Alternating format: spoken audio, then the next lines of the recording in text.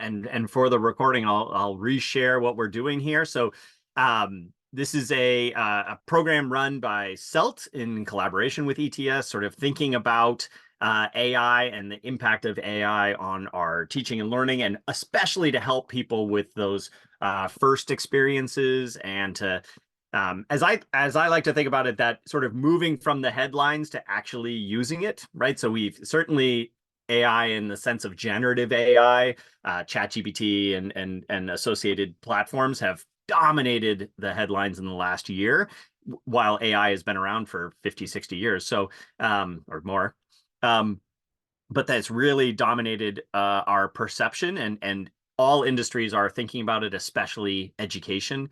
And so it's great that we can get a group together to explore this, to share their thoughts, their concerns, their worries, and then think about how Tufts can be supporting each other in these ways. The other thing that I've sort of found by being in this space is that we have pockets of people doing super innovative things in subdisciplines and in their classrooms, and also making sure that there's ways that those ideas get spread throughout the university. And I think both CELT and ETS are great avenues for that because they have those provost level, university wide perspectives. So I created a little doc to help sort of drive the conversation and at least my sort of thinking about this. And so I'm going to share that now. And I will share, we can also share this as a resource for everybody.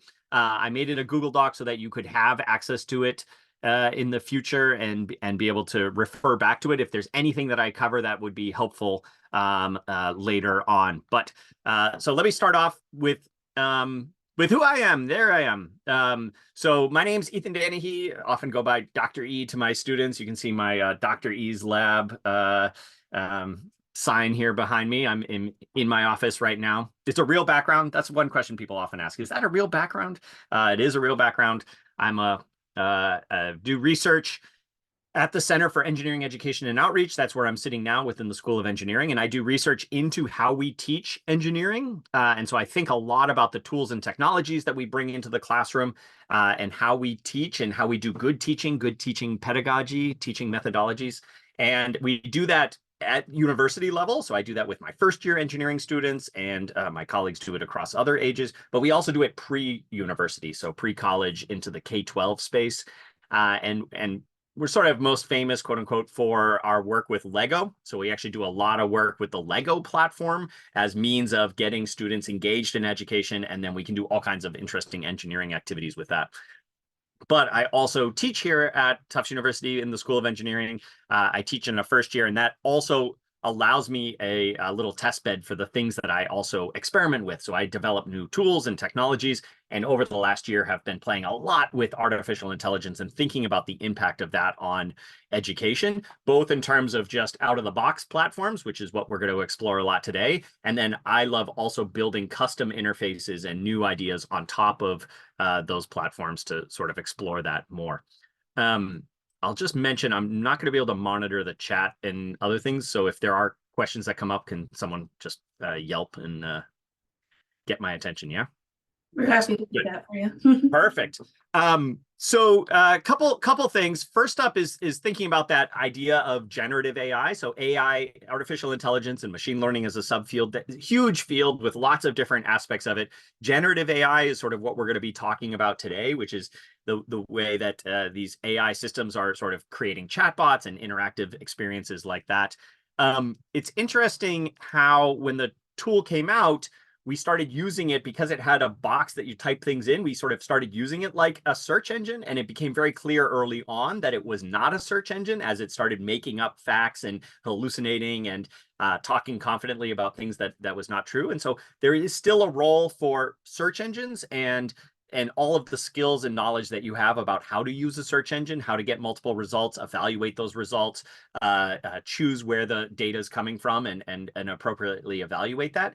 And I think it's a separate space of this new generative AI and these chatbots and those types of interfaces. So it's not a search engine, and I think you should not use it as a search engine. That's still a good other space, but this now allows a new type of interaction with digital tools and technologies.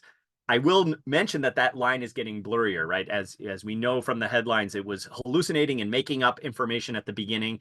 Now the systems are getting responsive in terms of trying to cite more first source information in their responses, so that as a response to that, so that people know where the data is actually coming from. But that's a whole nother conversation. Another piece I'll mention, and I emphasize this for my students a lot, that it is a machine. It talks like a human, and can sometimes express sort of human-like behaviors and emotions, but it is definitely a machine. You're just talking to a computer. It does not know who you are. It does not have emotions. You can you can treat it in however you sort of want. It is a machine, and we just want to make sure that as we start to interact with tools and technologies that start to behave more and more like humans, that we don't mentally make that switch, and we're still cautious to treat them as a tool and technology. And then I loved this quote that came, Freakonomics as a podcast did 3 episodes on AI when it was first bubbling up. And I loved this quote that came from one of their episodes that said, given whatever prompt a human being types in, these generative AI systems come up with the best prediction of what the human wants to see next.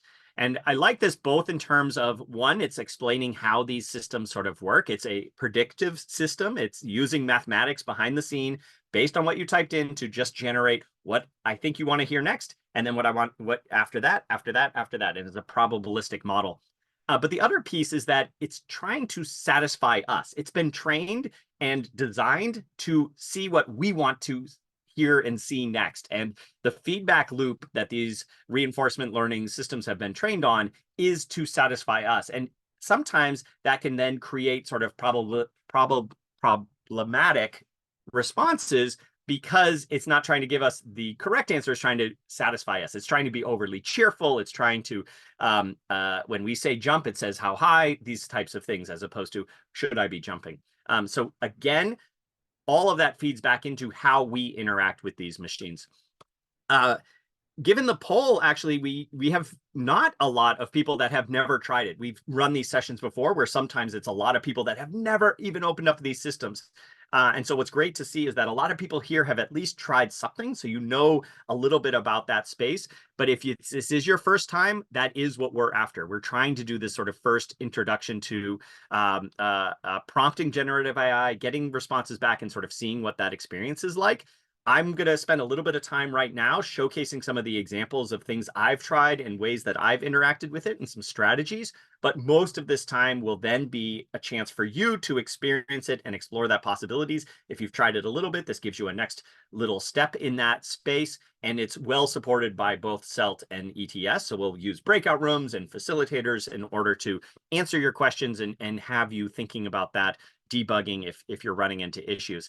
And ultimately then, as I was sort of alluding to in the pre-banter, pre-webinar banter, is this idea of, like, I love the idea of spreading information across the university where people are doing innovative things in their sub-disciplines. How do we find best practices? How do we share those? How do we help you address a problem that you're having? Man, I wish I could do X. Is there a way to do it? There probably is. And we have a lot of smart people here to sort of do that.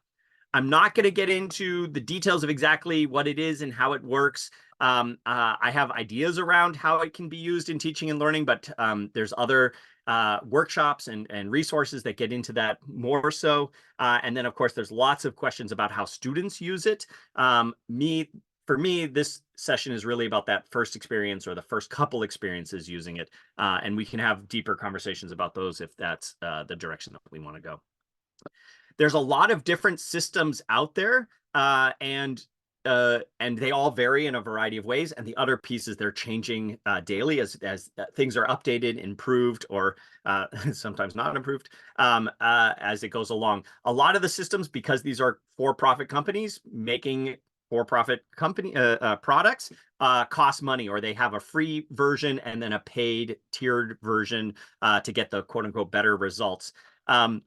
What I do want to point out is that everyone at Tufts has access to Microsoft Copilot. That's the name of their interactive chat system, is called Microsoft Copilot, their generative AI system. And because you're a Tufts staff, faculty, or student, you have a Tufts account, aka first.last@tufts.edu, and you can use that to access Microsoft Copilot, which is their full version built on ChatGPT-4 and doing these things. So copilot.microsoft.com is where you can go. And there's, I threw some screenshots of how to log in.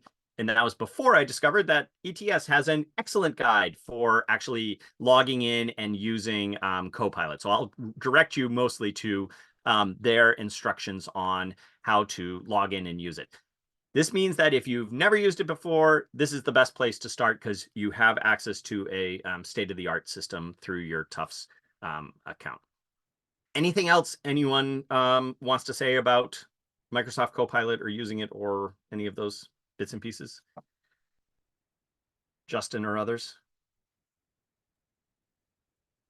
The only thing maybe that I would say is that we do have an agreement with Microsoft, whereas anything you put into it does not go into their training of the model, so it will not spit it back out supposedly to others who are interacting with it, which is not the case with some of the other models, right? What you put in does go into training their model, but also our at ETS and TTS, our recommendation is to not put anything into any of these models that you wouldn't be comfortable having being public on a public website.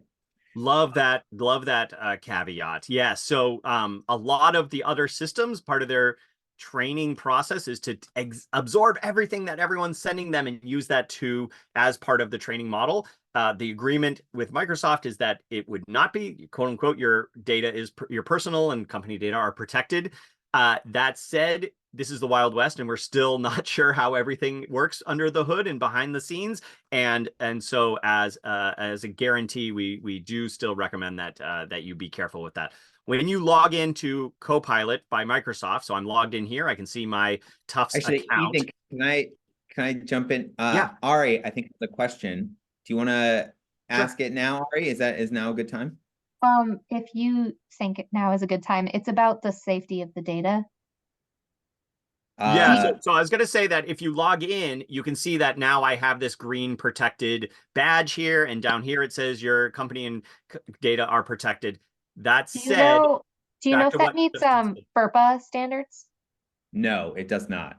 Okay, so like no student data ever in that.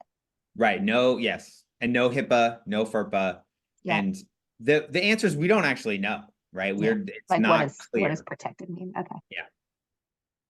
Yep, exactly. So even though it says that, our recommendation is still to be super cautious and proceed with caution until we get more clear sort of responses.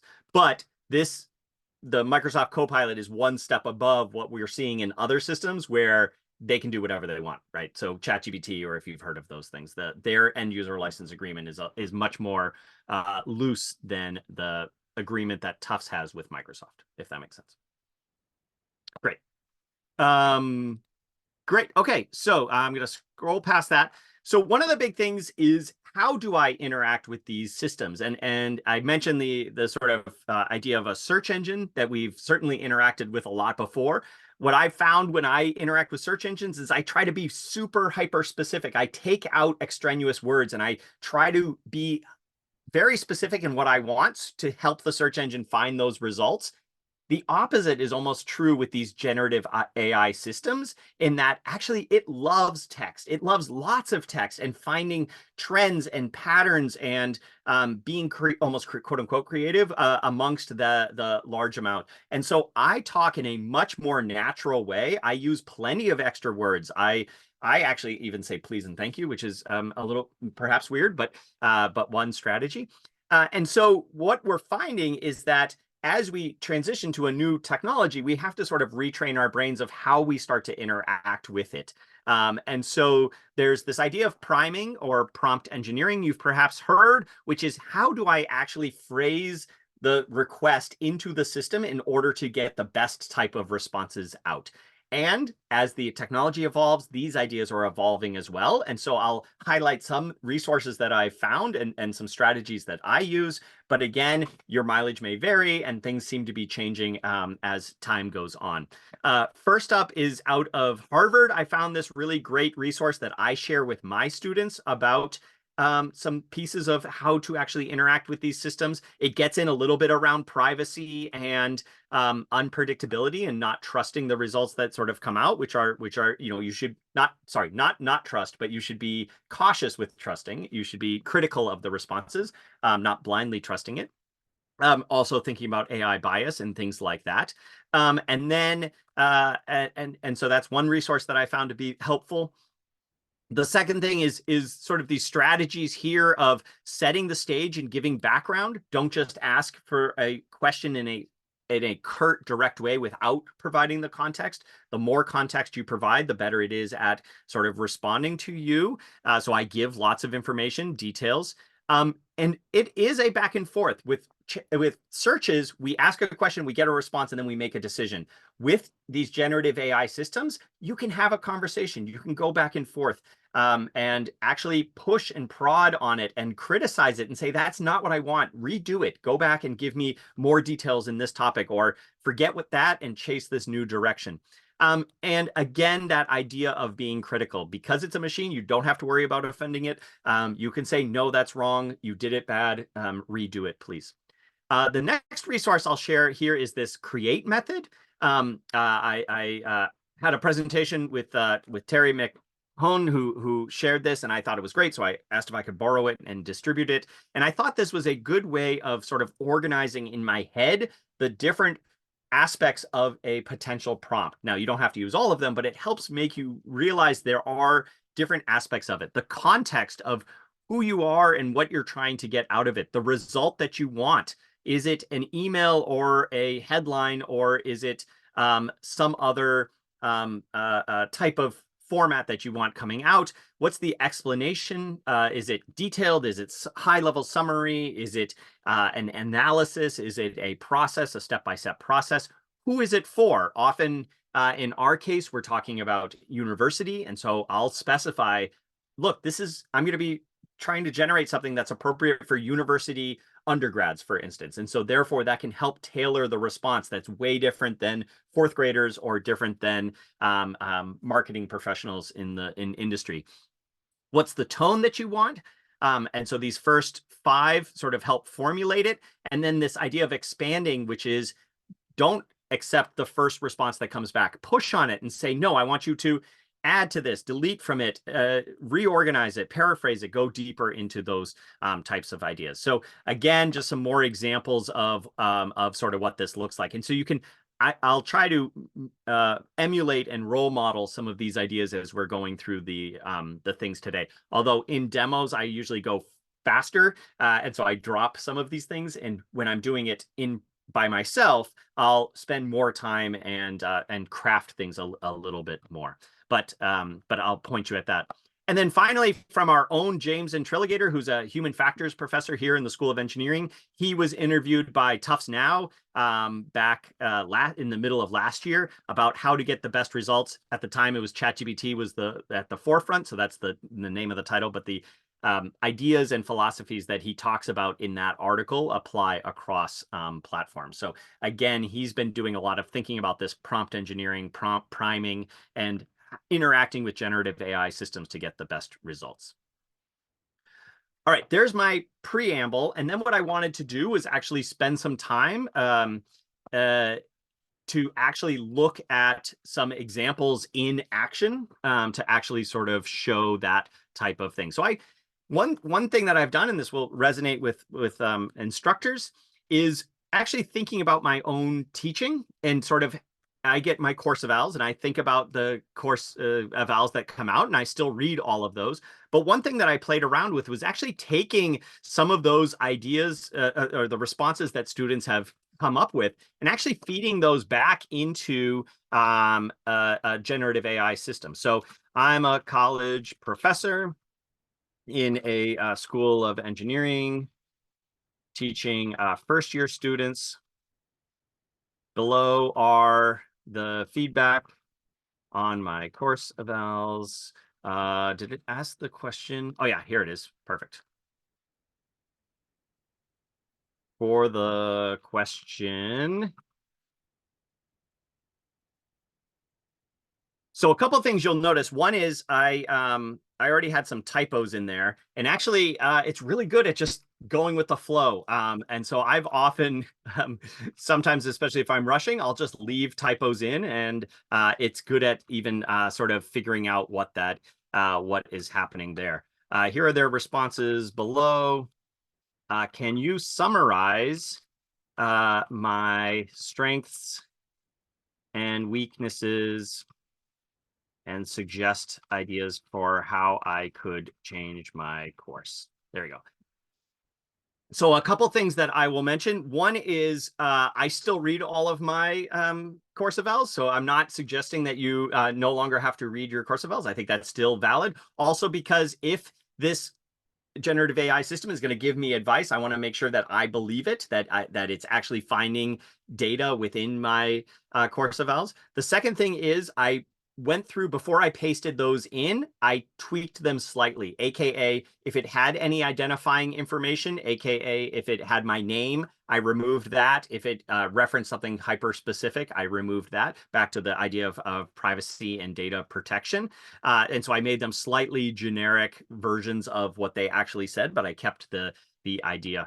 And then you'll notice that I did the thing where I set the stage. I want it to know where I am in life and how it's sort of going. I gave what the question was, and then I gave it a task to do. Can you summarize it? Can you do a sort of analysis of that? And so here it came through, and it talked about what some of my strengths were. Apparently I'm friendly. And then it had these sort of areas of improvement. These would be something that I would get out by having read the course evals myself. One thing, though, is that there's a cognitive load of keeping all of the course evals in your brain at the exact same time. And so I love the fact that this is now able to do that summary, to pull out things. It reinforces ideas that I perhaps already believe about how I teach and what I'm doing, but then it can also perhaps highlight things that I hadn't picked up on, or trends that I hadn't sort of seen.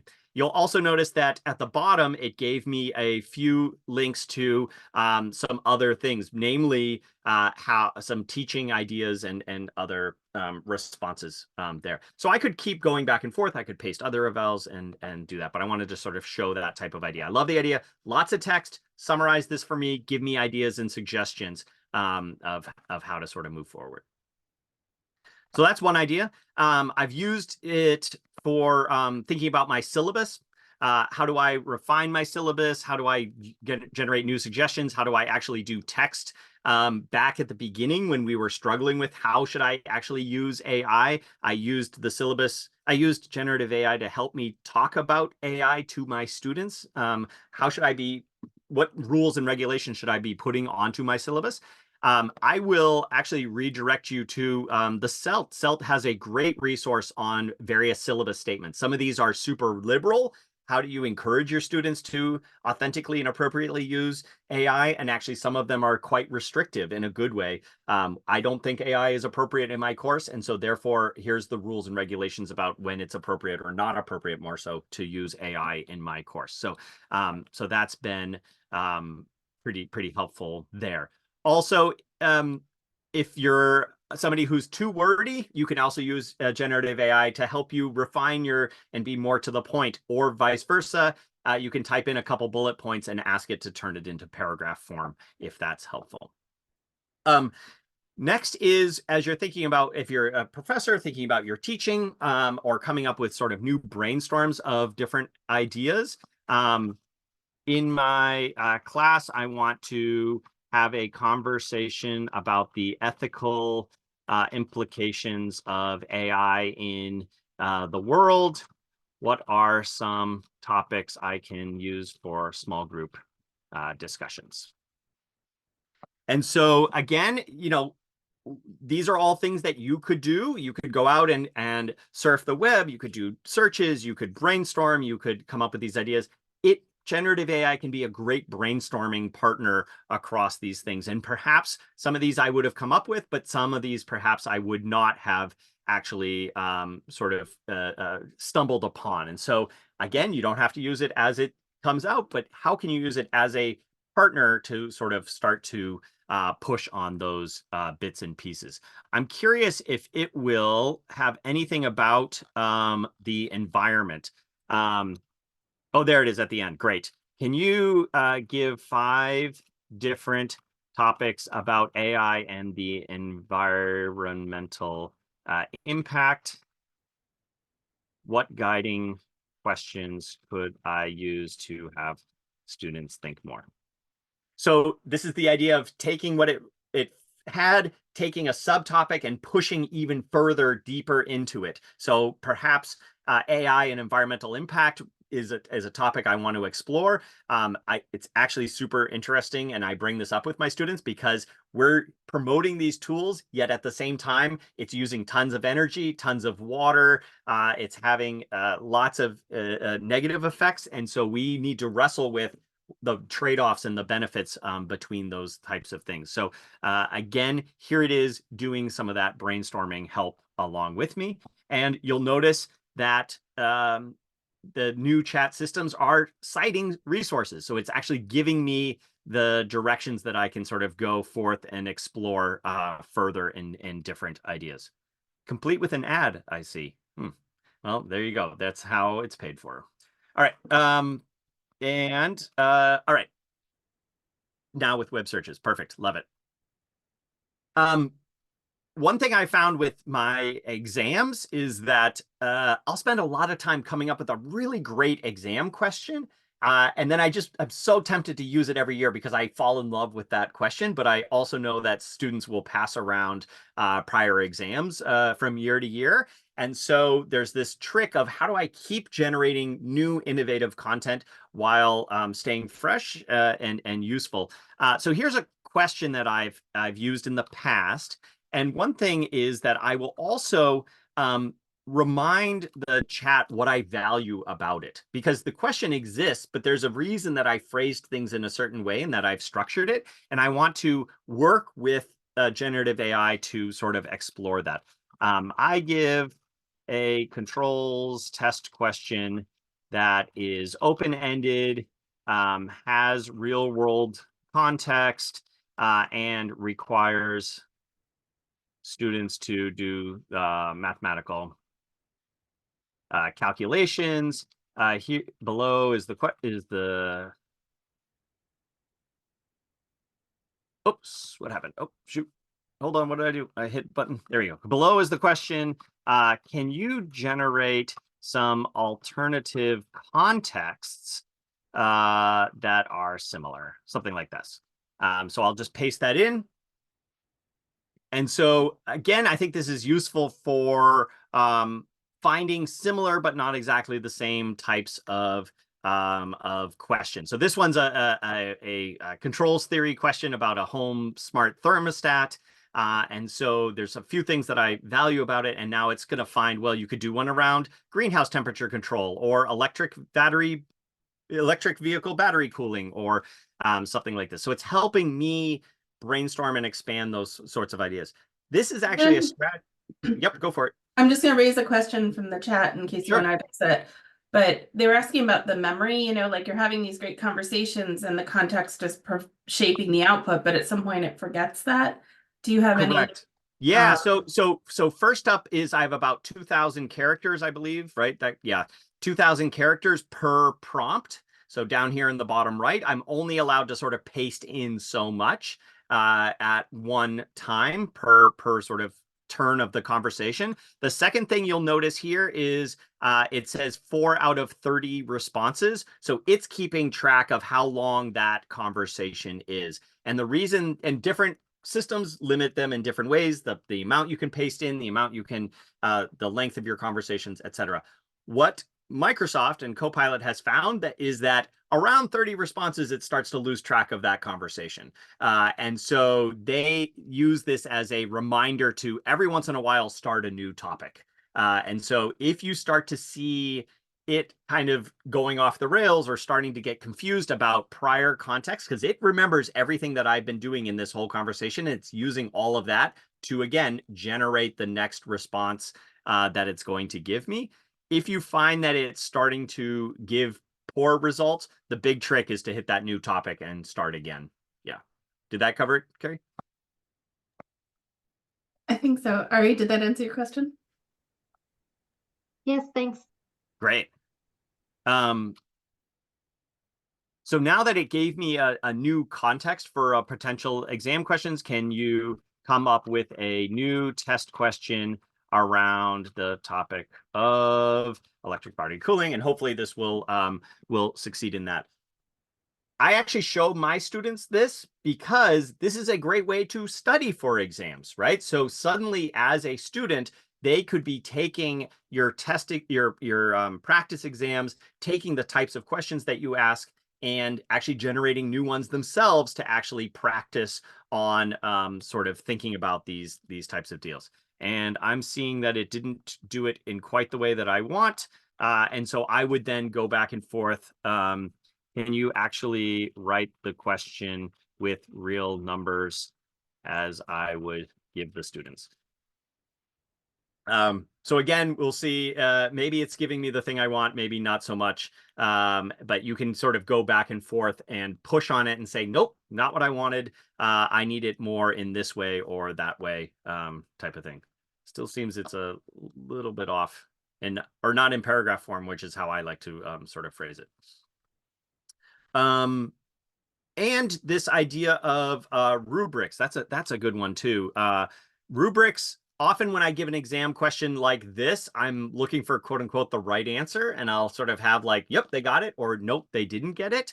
Can you develop a grading rubric for the following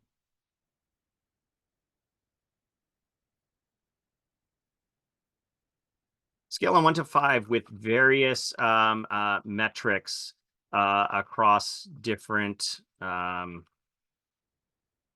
goals, educational goals? How about that?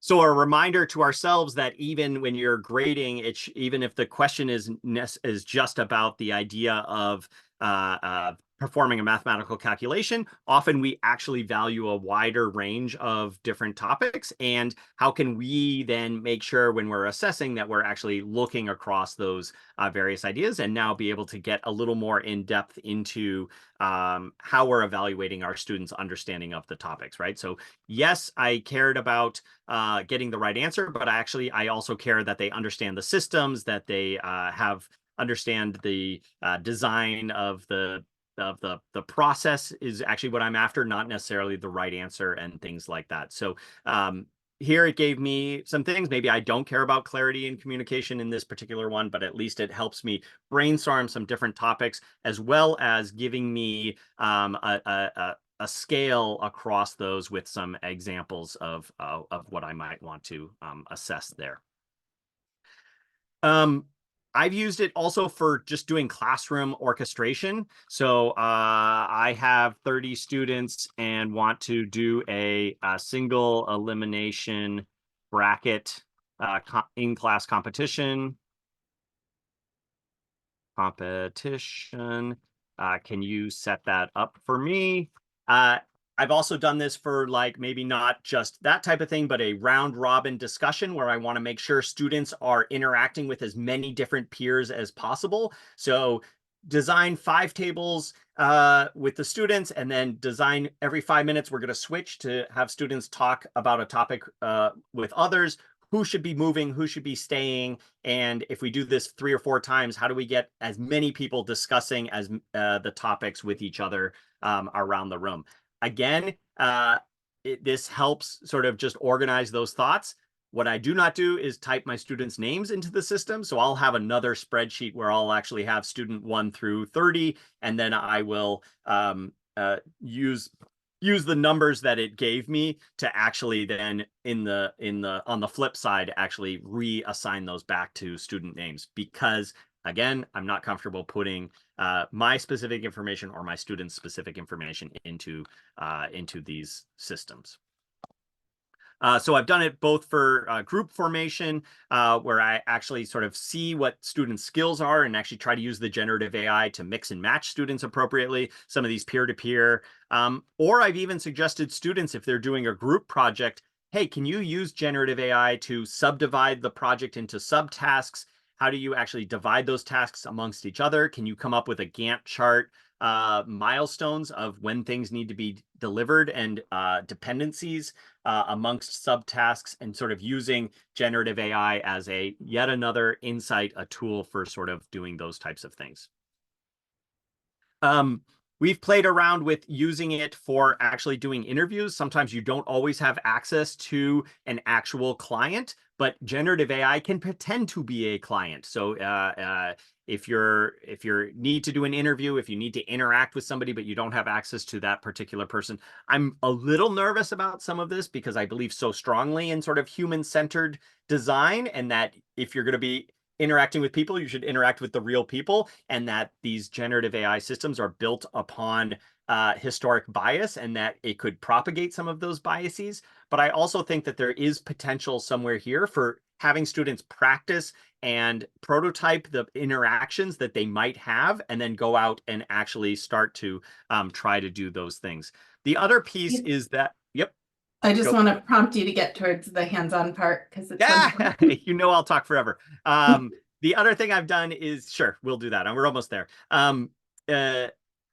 As I teach freshmen, so also there's a lot of work about trying to just learn to be good teammates and work within groups. And I've taken things like this where here's a conflict. Can you generate other typical conflicts and then use those as in-class examples for that?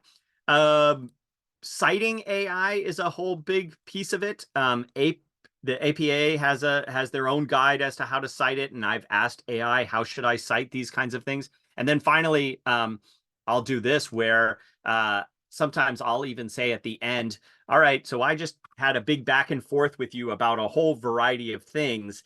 I want to be able to say that the work I've just did was in connection with AI. And so can you summarize the process, the thread that we just did, our previous 10 responses, and help me sort of summarize so when I cite it, I can appropriately say what I've been sort of working on.